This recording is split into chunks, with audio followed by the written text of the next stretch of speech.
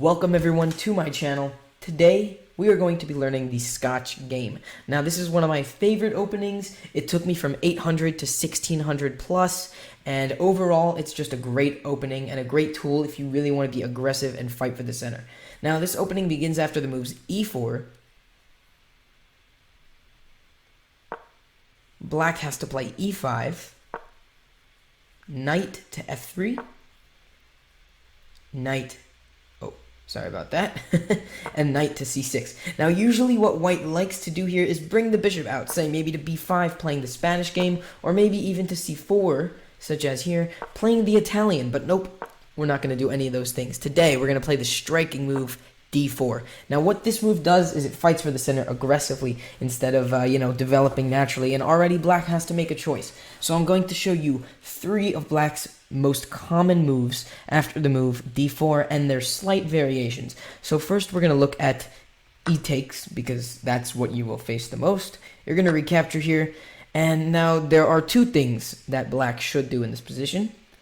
One is this is already a mistake, and this is what I used to face a lot when I was in the more beginner level. I would face just simply knight recaptures because they see a knight in the center and they like to take, but that's simply a mistake, because after queen captures you can see that white, according to the eval bar here, is +1, and you're probably wondering why, because you were always taught not to bring the queen out early, but in this position we could see that actually, that's not really true, because there's no knight to kick away the queen here. Usually there would be a knight, but in this case the knights have been traded. So the most common move here for black is queen to f6, and what you're going to do here is what I like to do, which is bishop to e3, which is the best move according to the engine.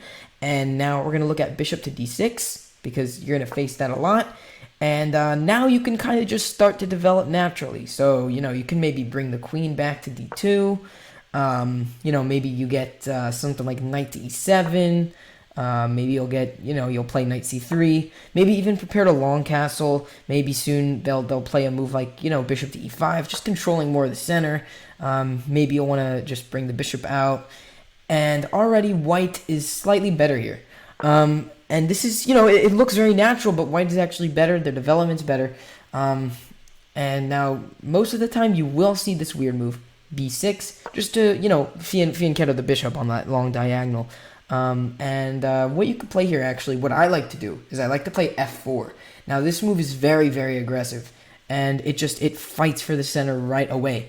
Now what you're going to see most often is when their bishop takes here, and you could just simply recapture if you would like, with this move right here. And now queen takes, pawn takes, and white, this is actually considered a draw by the engine, but you will see that soon if you're playing at a more beginner level, that black's position will soon fall apart as your pieces are more developed, your pawns are more in the center, and overall this technically for white, playing against a beginner or at an intermediate level, is a lot better for white. So next I'm going to show you another one of the main moves that black is going to play. And that move is actually here. Now, what if black does the smart thing? What if black does not take the knight? Because you're not supposed to take the knight. What if black plays the most natural move and the best move, knight to f6? Well, what you're going to do is you're going to actually take their knight.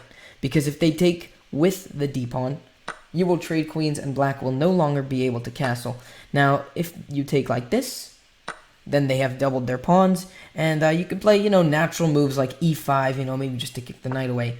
And, this is very fair. This is very nice for white, because after queen to e7, maybe, you will play queen to e2. And after knight, probably will go to d5, like this. You're going to play the move c4, just applying even more pressure, just really, really beating up that knight. Now this knight is on this really awkward square, which looks really ugly. You can even play this move reinforcing and getting ready to move that bishop on a really nice diagonal on b2. This is how I like to play most of my games. I've been in this position probably a few times. But we're going to look at one more variation. And that is here. Now, what you might see, actually I'll show you 2 more variations. What you might see is this. bishop to c5. Now this is the main line. A lot of big players, a lot of big grandmasters like to play this move, which is bishop to e3, which is also what I like to play. It's probably the best move. Now there is a trap here.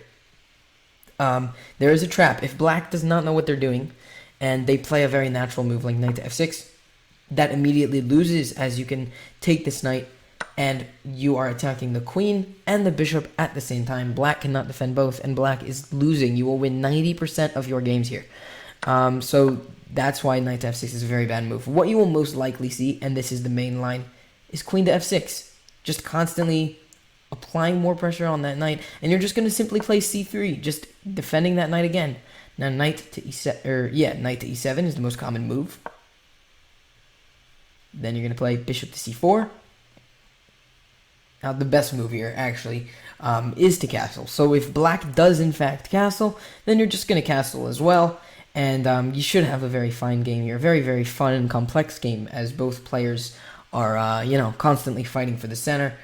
Now the next line I will show you is actually way at the beginning, and that is actually here. Now, what if black doesn't take? What if black has never faced this before and think to themselves, oh, maybe it's some type of gambit? Well, what you might see is this, and this is not that great of a move, because after you take, they take, you're going to take their queen, and black has to give up their right to castle. And you notice that black cannot take with the knight, because if black takes with the knight, they lose the e-pawn, which is very, very vital for black, because it controls a good amount of space in the center. And now white, as you could see, is winning. They are up by almost 2, and already here up by 2.